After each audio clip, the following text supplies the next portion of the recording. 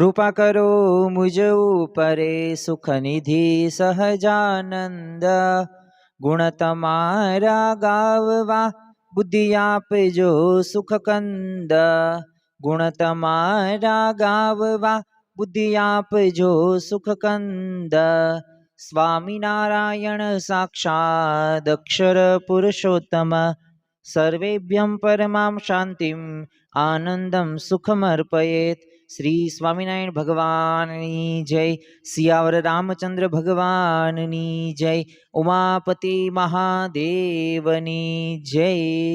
દરેક દિવ્ય મોક્ષ હરિભક્તોને યોગીની એકાદશીના ભાવ ભર્યા સ્નેહ ભર્યા જય સ્વામી નારાયણ. આજનો આ પવિત્ર દિવસ એટલે કે યોગીની એકાદશીનો પવિત્ર દિવસ. આમ તો આપણે ઘણી વખત સાંભળ્યું જ હશે કે કોડે કોડે એકાદશી કીજીએ રે, એ કોડે કોડે એકાદશી કીજીએ રે, એવું વ્રત જાવા નવ દીજીએ રે, એવું વ્રત જાવા નવ દીજીએ રે, કોડે કોડે એકાદશી કીજીએ રે, એ કોડે કોડે એકાદશી કીજીએ રે. તો પરમ આદર થકી એ ભગવાનને રાજી કરવા માટે આપણે સર્વ કોઈ આ એકાદશીનું વ્રત પરમ આદર થકી કરીએ છીએ. આમ તો એકાદશીનો પવિત્ર દિવસ એટલે કે આજના દિવસે આપણે જે ભગવાનમાં માનતા હોય તેમને સ્મરણ કરવાનો દિવસ. આ કંઈ માત્ર ઉપવાસ નથી, કારણ કે એકાદશીનો અર્થ માત્ર ભૂખ્યા રહેવું એવું નથી, પરંતુ એક ભગવાનની એક વધુ નજીક જવા માટેનો એક આધ્યાત્મિક માર્ગ છે. આજનો આ દિવસ એટલે અંતઃકરણની શુદ્ધિનો પવિત્ર દિવસ, કારણ કે આ વ્રતથી મનમાં રહેલા ખરાબ વિચારો હોય કે ઈર્ષા હોય કે નકારાત્મકતા હોય ને, એ સંપૂર્ણપણે દૂર થઈ જાય છે. આજનો આ દિવસ એટલે કે ઇન્દ્રિયો ઉપર સંયમ મેળવવાનો દિવસ. 5 જ્ઞાનેન્દ્રિયો, 5 કર્મેન્દ્રિયો ને 11મું મન કે જે સંસારના વિષયોમાં આસક્ત છે, તો ત્યાંથી અનાસક્ત થઈને આપણે ભગવાનમાં જોડવાની એક સાધનાનો દિવસ એટલે આ પવિત્ર એકાદશીનો દિવસ. તો ખરેખર આજના દિવસે આ યોગીની એકાદશીનો મહિમા તો જાણવો છે, પરંતુ મહિમાની સાથે સાથે એ જે બ્રહ્મ વૈવર્ત્ય પુરાણની અંદર આપવામાં આવેલી પૌરાણિક કથા, કે જે કથા આપણે આજે ટૂંકમાં કહેવાના છે. આની પૂર્વે પણ આ યોગીની એકાદશીનો વ્રત મહિમા અને શા માટે યોગીની એકાદશી કરવી જોઈએ એની વાત તો આપણે કરી ચૂક્યા, પરંતુ આજની આ સભાની અંદર આપણે આ બ્રહ્મ વૈવર્ત્ય પુરાણની આધારે કથા તો સાંભળીશું, પરંતુ સાથે સાથે આપણા જીવનની અંદર પણ આજના દિવસે આપણે કેવા પરિવર્તનો કરવાના છે, કેવા સુધારા કરવાના છે, એની આપણે વાત કરીશું.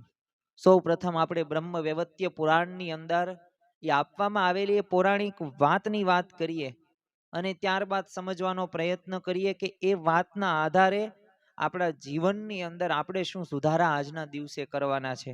જો આપણે સર્વ કોઈએ આ પવિત્ર એકાદશીનું વ્રત કર્યું હશે અને સાચા અને સારા ભાવથી જ આ વ્રત કર્યું હશે, પરંતુ ખરેખર આ યોગીની એકાદશી આપણને શું શીખવે છે ને, જ્યારે એ પ્રશ્ન પૂછવામાં આવે ને ત્યારે આપણે મૌન વ્રતની અંદર આપણે આવી જતા હોઈએ છીએ. આમ તો સ્વર્ગ સમાન સુંદર અને અખૂટ ધન ધાન્યથી સમૃદ્ધ એવી અલકાપુરી નગરીની અંદર ધનના દેવ એટલે કે કુબેર, હવે એમનો વાસ હતો, અપાર સંપત્તિ હતી, પણ છતાં પણ જો એમનું મન કાયમ ભગવાન શિવની નિષ્કામ ભક્તિની અંદર લીન હતું. એટલે અતૂટ શિવ ભક્ત આ ધનવાન એ આ કુબેર હતા. દરરોજ સંપૂર્ણ શ્રદ્ધાથી એકાગ્રતાથી ભગવાન ભોલેનાથની પૂજા કરે અને શિવજીની પૂજામાં દરરોજ તાજા અને સુગંધિત હવે ફૂલો ચડાવવાનો એમનો પાછો નિયમ, એટલે દિવ્ય ફૂલો લાવવાની સૌથી મહત્વપૂર્ણ જે જવાબદારી હતી ને, એ હેમમાલી નામના એક યક્ષને સોંપવામાં આવે છે. રોજ સવારે માન સરોવર કે બગીચાઓમાંથી શ્રેષ્ઠ અને તાજા ફૂલો વીણી લાવતો હતો એ આ યક્ષ, જે કોણ હેમમાલી નામનો. હવે ભગવાનની પૂજા માટે ફૂલ લાવવા એ કોઈ સામાન્ય મજૂરી કઈ નહોતી, પણ એક મોટી સેવાની તક હતી. અને એ સેવાની તક એ આ હેમમાલી નામના યક્ષને સોંપવામાં આવેલી હતી. પરંતુ આ હેમમાલીથી એક ભૂલ થાય છે. જો પવિત્ર ફરજ તો એની પાસે હતી જ તે, અને એને સેવા પણ સારી મળી હતી, પરંતુ એના જીવનની અંદર એક મોહની અંદર પોતે એક આસક્ત થઈ ગયો. હવે આ હેમમાલી પોતાની એક અત્યંત રૂપાળી પત્ની, નામ એનું વિશાલા લાક્ષી, ખૂબ પ્રેમ કરતો હતો અને સાથે જ રહેવા માંગતો હતો. એટલે એક દિવસ તો હેમમાલી પોતાની પત્નીના પ્રેમમાં એટલો બધો ડૂબી ગયો ને કે સમય પસાર થઈ ગયો, એનું કઈ ભાન જ ન રહ્યું. હવે વિષય સુખમાં તો અંધ બનીને ભગવાન શિવ માટે ફૂલ લાવવાની જે પોતાની જવાબદારી હતી, જે ધન કુબેરે સોંપવામાં આવેલી હતી એને, તો એ પોતે સાવ ભૂલી જાય છે. અને બીજી બાજુ તો ધનરાજ કુબેર પૂજા માટે પોતે આસન ઉપર બેઠા હોય છે, અને ફૂલ નહોતા, પૂજાનો સમય વીતતો ગયો. હવે ભગવાનની જે પૂજા હતી એમાં તો ભંગ પડ્યો, સેવક ગેરહાજર. એટલે આ કુબેરને તો બહુ ક્રોધ આવ્યો, અને પછી તો કુબેરે તપાસ કરાવી કે આજે શિવજી માટે ફૂલો કેમ નથી આવ્યા, આ હેમમાલી ક્યાં ગયો છે મૂર્ખ, કે જેને આ આવ્યો નથી સમયે. અને સેવકોએ જે વાત હતી એ વાત બધી તે જણાવી, અને હેમમાલી ફૂલ લાવવાને બદલે હવે એની પત્ની સાથે આનંદ પ્રમોદમાં પોતે મસ્ત હતો ને એવો ડૂબી ગયેલો. અને હેમમાલીએ પોતાની અંગત ખુશી અને સ્વાર્થ માટે જો ભગવાનની સેવામાં બેદરકારી દાખવી. જીવનમાં છે ને બેદરકાર જે વ્યક્તિ હોય ને એ જીવનમાં ક્યારેય આગળ ન વધી શકે. પ્રમાદ ને આળસ જીવનમાંથી દૂર કરવી જોઈએ, કારણ કે એ એક રાક્ષસ છે. જો એ આપણા જીવનની અંદર હશે તો આપણે એકય માર્ગની અંદર આગળ નહીં વધીએ. આપણે વ્યવહાર સંસારની અંદર હશું, ગૃહસ્થ હશું, તો સારું ધન પણ નહીં કમાઈ શકીએ. આધ્યાત્મિક માર્ગની અંદર સાધક એ આગળ વધી પણ નહીં શકે. એટલે આ બેદરકારી દાખવી સેવામાં. અને અત્યંત ક્રોધિત થઈને કુબેરે તો પછી હેમમાલીને બોલાવ્યો અને ભયંકર શ્રાપ આપ્યો. અને ભગવાનની નિસ્વાર્થ સેવા કરતા એ ભૌતિક વિષય સુખને એને વધુ મહત્વ આપેલું હતું. અને એના જ કારણે એને શ્રાપ પણ મળે છે. 3 એવા મુખ્ય શ્રાપ મળે છે. ટૂંકમાં આપણે વાત કરવી છે કે શાપ મળવાની સાથે એને શું કર્યું કે સ્વર્ગ લોકમાં તું પૃથ્વી લોક ઉપર તું જડી પડીશ જા. આ પહેલો શ્રાપ. બીજો એવો હતો કે તારું શરીર જે રહ્યું ને એ બધું છીનવાઈ જશે, અને કોઢથી રોગથી તું પીડિત થઈ જશ. અને આખું શરીર એવું થઈ ગયું. અને પત્નીના મોહમાં પડ્યો અને પોતાની ફરજે ભૂલ્યો હતો. એટલે ધન કુબેરે કહ્યું કે જો તું પત્નીથી તું કાયમ માટે છે ને એ વિયોગ થઈ જશે. જો આ ઘટના આપણને સમજાવે છે કે કર્મનું ફળ છે ને ગમે એવા શક્તિશાળી જીવ હોય ને એને પણ ભોગવવું પડે છે. અને આ જ કર્મનો અટલ સિદ્ધાંત છે. હવે જો આવી રીતે શ્રાપ તો મળી જાય છે, અને શાપના કારણે તે આ હેમમાલી પાસે ન તો અલકાપુરીનું ધન રહ્યું, અને ન વહાલી પત્ની રહી, કે ન સમાજમાં માન રહ્યું. હવે કેવું અશાંત વ્યાકુળ એનું મન થઈ ગયું. રાત્રે ઊંઘ ન આવે, દિવસે ચેન ન પડે, ચારેય બાજુ દુઃખ દુઃખ અને દુઃખ. અને પાછું શારીરિક પીડા પણ એટલી જ થાય. અને પાછો શ્રાપ પણ એવો આપેલો ધન કુબેરે, તો બોલો પોતે એક છાયાની અંદર જાય તો શરીર વધુ બળે. એમાંય તે તડકો કે છાંયો બધાની અંદર પરિસ્થિતિ સામાન્ય, વધુમાં વધુ તડકામાં બમણી બીમારી થાય. અને કોઢ પણ એટલો નીકળેલો, અને રસી પાછી વહેતી હતી. એટલે વેદના તો બહુ આ હેમમાલીએ સહન કરી. અને અન્ન જળ વગર પાછું સતત ભૂખ્યો રહેવાનું, નિર્જન જંગલ, પાછું ભટકવાનું. પરંતુ જો દરેક વ્યક્તિના જીવનની અંદર કંઈક સારું પણ એને કરેલું હોય, એટલે ભૂતકાળની અંદર તો આ હેમમાલીએ શિવજી માટે ફૂલો લાવવાની જે સેવા કરેલી, એટલે એનું જાગૃત પુણ્ય એને જીવાડતું હતું. હવે આ દુઃખની ઘડીમાં પોતાની બેદરકારી અને કામ પ્રત્યેના એ આકર્ષણથી ભૂલ એને સ્પષ્ટ સમજાઈ ગયેલી હતી. એને અહેસાસ થઈ ગયો હતો કે મેં આ ભૂલ કરી છે. પરંતુ એનું હૃદય હતું ને અહંકાર મુક્ત થઈ ગયું, અને શુદ્ધ પશ્ચાતાપની આગમાં એ બળી રહ્યો હતો. અને ત્યાં જ તે એને એક જંગલમાં ભટકતો ભટકતો આ હેમમાલી એક પવિત્ર એક હિમાલય, એક પર્વતમાળામાં પોતે પહોંચે છે. અને ત્યાં માર્કેન્ડ મુનિ ઋષિ પોતે તપ કરતા હતા. એટલે સ્વાભાવિક રીતે ત્યાં તેને અતિ જ્ઞાની તપસ્વી અને દયાળુ એ માર્કેટ મુનિના દર્શન તો થાય જ છે, પરંતુ આ હેમમાલીની રોગિષ્ટ દશા જોઈને કરુણાથી ભરેલા ઋષિએ કીધું કે આ તારી આટલી ખરાબ દશા કેમ થઈ? અને હેમમાલીએ તો પોતાના બચાવમાં કોઈ પણ બહાના કાઢ્યા વિના એ પોતાના જે મોહમાં જે ભૂલની જે બેદરકારી હતી એની બધી 100% વાત સાચી કરી.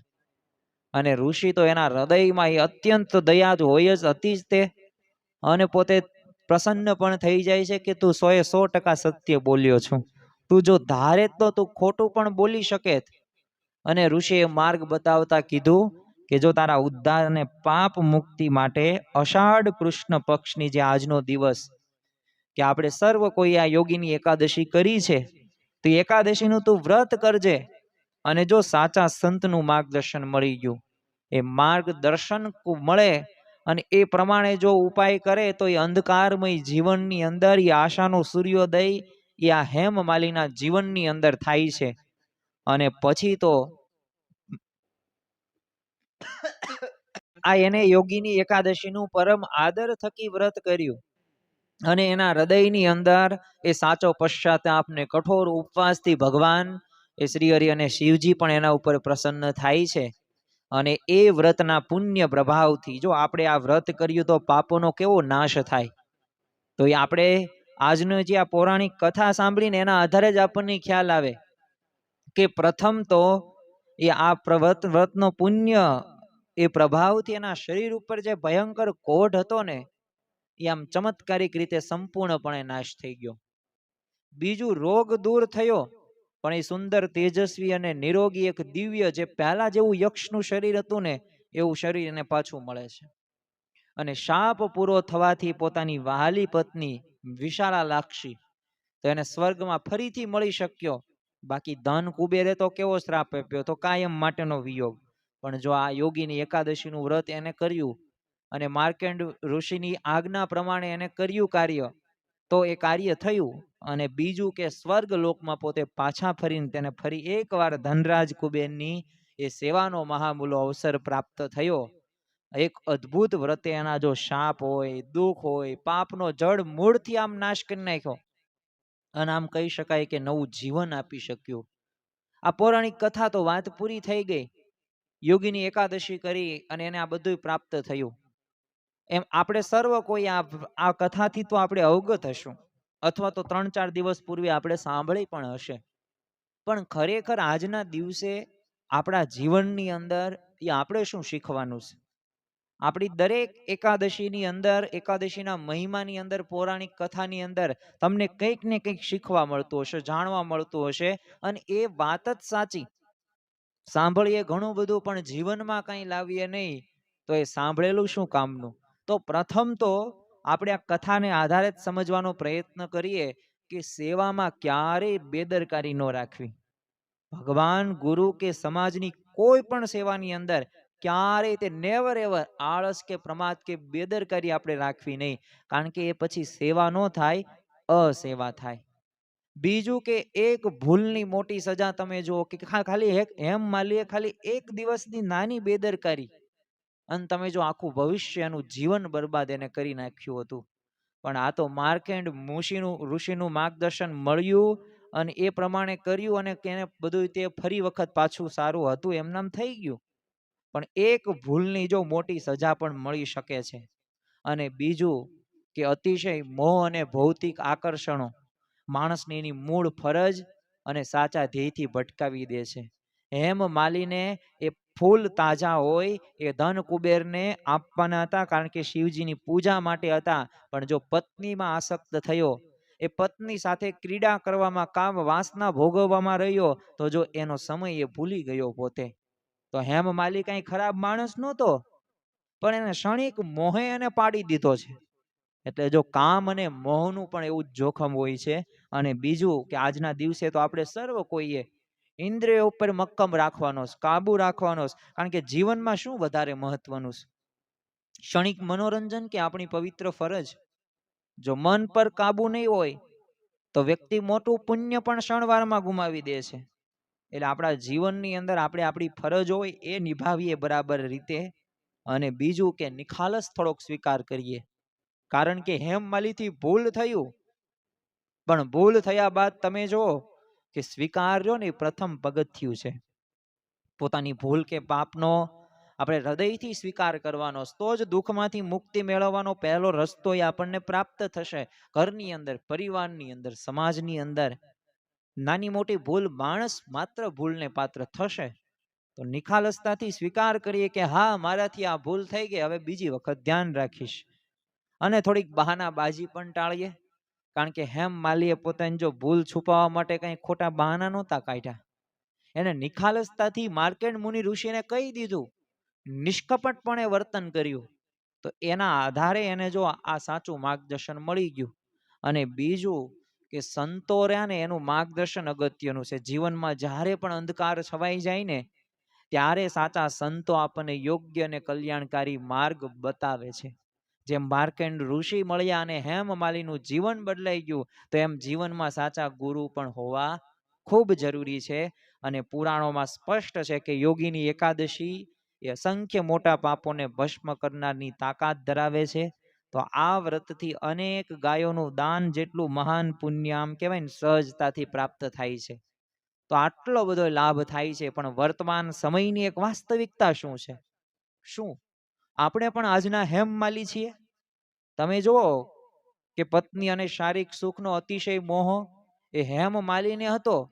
એ ધ્યેયથી ભટકાવનાર મોહ એને હતો. પણ આજના સમયની અંદર તમે જો કે આપણે ડિજિટલ મોહજાળની અંદર મોબાઈલ અને સોશિયલ મીડિયાની ગુલામીમાં આપણે આવી ગયા. તો આજના હેમમાલી આપણે છીએ. સમયનો દુરુપયોગ, હા, ફૂલ લાવવાના સમયે મોજ મસ્તીમાં સમય વેડફ્યો પ્રાચીન હેમમાલીએ, પણ આજે આપણે સવારે ઉઠીને ભગવાનનું નામ લેવાના બદલે સૌથી પહેલા જો સોશિયલ મીડિયાની એપ્સ ખોલતા હોય ને તો ખરેખર આજના હેમમાલી આપણે છીએ. જો શિવજી માટે ફૂલો લાવવાની એ નિયમિત સેવા છોડી, હા, હેમમાલીએ છોડી, પણ અત્યારના સમયની અંદર પ્રભુની સેવા કે સત્સંગ સાંભળવા કરતા આપણને ફિલ્મો કે મનોરંજન વધારે ગમે છે. તો ભગવાન આજે પણ રાહ જોઈને બેઠા છે અને પૂછે છે આપણને કે હે જીવ, તારી પાસે આખી દુનિયા માટે સમય છે, પણ મારા માટે સમય ક્યાં છે? તો આજનો આ મોટામાં મોટો પ્રશ્ન છે. તો આપણે આપણી જાતને આજના દિવસે, યોગીની એકાદશી છે, આજે શનિવારનો પવિત્ર દિવસ, હનુમાનજીનો પણ પવિત્ર દિવસ, આજે આપણે હનુમાનજીના પણ દર્શન કર્યા હશે, સ્ટેટસ પણ ચડાવ્યા હશે, પણ ખરેખર આજની આ એકાદશી જે યોગીની એકાદશી છે, તો આજના દિવસે શું આપણે તો હેમમાલી છીએ કે નથી? તો એ મુખ્ય મોટો પ્રશ્ન છે. તો એક નાની ભૂલથી મોટું નુકસાન થાય છે. આ સંદર્ભમાં મારે તમને એક નાનકડું એવું દ્રષ્ટાંત દેવું છે. એક ગામમાં એક ભક્ત છે ને, પોતે માળી રહેતો, દરરોજ નિયમિતપણે મંદિર માટે આમ સુંદર ફૂલો લાવે. એક દિવસ છે ને વરસાદને ઠંડીના કારણે એને વિચાર આવ્યો કે આજે ફૂલ ન લઈ જાવ તો શું મોટું નુકસાન થશે. અને એને વિચાર્યું કે બીજા લોકો તો ફૂલ લાવવાના જ છે, તો એક દિવસ મારાથી નહીં જવાય તો ભગવાન તો ચલાવી લેશે. જો આળસનો આવી જ રીતે ધીમે ધીમે જન્મ થાય છે, બેદરકારીની શરૂઆત આવી રીતે જ થાય છે કે બસ એમાં શું. અને બસ આ એક દિવસની બેદરકારી અને આળસના કારણે ધીમે ધીમે એની વર્ષો જૂની સેવા હતી ને કાયમ માટે છૂટી ગઈ. એક નાનકડો નકારાત્મક વિચાર હોય ને, શ્રદ્ધા ભક્તિને ભગવાન સાથેનો સંબંધને તોડી શકે છે. અધ્યાત્મની અંદર સૌથી મોટું નુકસાન કહી શકાય. એટલે ભક્તિ અને સેવામાં સાતત્ય જાળવવું ખૂબ જરૂરી છે. નિયમમાં ક્યારેય બ્રેક પડવો ન જોઈએ. એક વખત નિયમમાં ભંગ કર્યો પછી બધી જગ્યાએ આપણે ચાલશે એવું ચાલશે જ તે, એવો જ તે જ વિચારો આવશે. તો ખરેખર આજના દિવસે આપણે સર્વ કોઈ આ બાબતોની પણ ધ્યાન રાખીએ. અને છેલ્લે કે લાલો લાભ વગર દોડે નહીં. પૈસા પાછળ આપણે દોડીએ એટલે લાભ તો આપણે જોઈએ જ તે. તો આપણને પ્રશ્ન થાય કે આ યોગીની એકાદશીનું અમે વ્રત કર્યું, એકાદશી કરી, તો ફળ શું પ્રાપ્ત થાય? તો પ્રથમ તો આ એકાદશીનું વ્રત કરવાથી મનુષ્ય દ્વારા જાણતા કે અજાણતા કંઈક પણ પાપ થયા હોય ને એમાંથી મુક્ત થઈ જાય. એટલે આમ કહેવાય સર્વ પાપોનો સંપૂર્ણ નાશ આ એકાદશીથી થાય છે. બીજું, આ ઉપવાસ અને રાત્રિ જાગરણ કરવાથી મનમાં જે ખરાબ વિચારો આવે છે ને દૂર થાય છે, અને અંતકરણ પણ પવિત્ર બને છે. અને પછી જેનું મન ભક્તિમાં વારંવાર ભટકતું હોય, તો જો આ વ્રત આપણે કરીએ ને તો આપણામાં સ્થિરતા આવે. અને એ સ્થિરતા આવે ને એટલે ભગવાનનું ભજન પણ બરાબર રીતે થાય અને અંતિમ સમયમાં વ્રતના પ્રભાવથી જીવ જન્મ મરણના ચક્રમાંથી મુક્ત થઈને એ વૈવત્ય પુરાણની અંદર કહેવામાં આવ્યું છે વૈકુંઠ ધામને પણ પામે છે. અને મોટામાં મોટો જો ફાયદો હોય તો જો આપણે 5 બ્રાહ્મણોને પણ જમાડી શકતા નથી, પરંતુ શાસ્ત્રો મુજબ તમે આ વ્રત કરો તો 88,000 બ્રાહ્મણોને જે જમાડવા જેટલું અખૂટ પુણ્ય તમને પ્રાપ્ત થાય છે. આ મારી વાત નથી, આ વૈવત્ય પુરાણની અંદર આપવામાં આવેલી ભગવાન શ્રી વિષ્ણુએ એ યુધિષ્ઠિર રાજાને આ વર્ણન કરવામાં આવેલું છે. એ હું તમને વાત રજૂ કરું છું. અને બીજું કે હેમ માલીની જેમ ગમે એટલું મોટું કષ્ટ હોય, પણ જો આ વ્રત એમાંથી બહાર આવવાની ધીરજ અને શક્તિ જેમ એને આપીને એમ આપણને પણ દુઃખમાંથી બહાર આવવાની પ્રેરણા આ યોગીની એકાદશીમાંથી પ્રાપ્ત થાય છે. તો હેમ માલીની કથા એ આપણી જ કથા છે, કારણ કે આજના જીવનમાં આપણાથી પણ રોજ આવી નાની મોટી ભૂલો થાય જ છે. અને જ્યારે આપણે ભગવાન કરતા ભૌતિક દુનિયાને વધુ મહત્વ આપીએ છીએ ત્યારે આપણે પણ અંદરથી શાપિત બની જ જઈએ છીએ. તો યોગીની એકાદશી આપણને જગાડવા આવે છે, યાદ અપાવે છે કે દુનિયામાં તમામ સુખો કેવા છે? નાશવંત છે, ક્ષણિક છે. તમે તમારી પત્ની સાથે કરેલો પ્રેમ રહ્યો ને એ પણ નાશવંત છે. તમે દુનિયાનું સારામાં સારું ખાધેલું હશે ને એ પણ ક્ષણિક છે, નાશવંત છે. એનો અંતિમ સ્થિતિ રહીને જોઈ ન શકાય ને એવું જ છે. સવાર જોવો જ તમે નથી જોતા, ગમે એટલું સારું ન જમ્યા હોય, બસ આ જ જીવનની વાસ્તવિકતા છે. આ વાસ્તવિકતાનો એ જ્યારે પણ સ્વીકાર કરીશું બસ ત્યારે ભગવાન સામે આપણી દ્રષ્ટિ પડશે, ત્યારે આ લોક સામે ભૌતિક દુનિયામાં એ આપણને સુખ નહીં મનાય. સાચો જીવનનો આનંદ આપણને ભગવાનને સંતના શરણમાં રહેશે. એ આપણે શાશ્વત સાચો આનંદ ક્યાં? પ્રશ્ન આપણને થાય. તો શાશ્વત ને સાચો આનંદ છે ને એ ભગવાનની ભક્તિ, એક નિસ્વાર્થ સેવા અને એમના સ્મરણમાં જ રહેલો છે. અને એટલે જ તે ભગવાનનું ભજન કરી લેવું, વજનમાં પણ ભજનની એ યોગી બાપા એ પોતે આજ્ઞા કરતા. કારણ શું હતું? અગત્યનું એ છે, મહત્વનું એ છે. તો ચાલો આજે આપણે એક શ્રેષ્ઠ સંકલ્પ કરીએ. આજે પવિત્ર શનિવારનો દિવસ, હનુમાન દાદાનો દિવસ, યોગીની એકાદશીનો પવિત્ર દિવસ, તો પ્રભુની સેવા કરીએ. એમાં આપણે સમય ફાળવવામાં ક્યારેય બેદરકારી ન રાખીએ તો અવશ્ય આપણા જીવનની અંદર એ આપણને લાભ થશે. તો જેને પણ આ કથા સાંભળી હશે, જેને પણ આ વ્રત પરમ આદર થકી કર્યું હશે, તો એ બધાયનું કલ્યાણ ભગવાન કરશે. તો આજના દિવસે આપણે મહારાજ સ્વામીના ચરણોમાં પ્રાર્થના કરીએ કે આ યોગીની એકાદશીનું વ્રત તો અમે કર્યું, પરમ આદર થકી કર્યું, પણ જેમાં હેમ માલીએ જે ભૂલ કરી એ ભૂલ અમે ન કરીએ.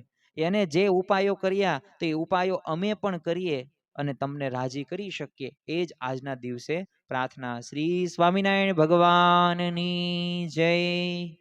આવા જ આધ્યાત્મિક પ્રવચનો સાંભળવા માટે અમારી ચેનલને લાઈક કરો, શેર કરો અને સબસ્ક્રાઇબ કરવાનું ભૂલતા નહીં.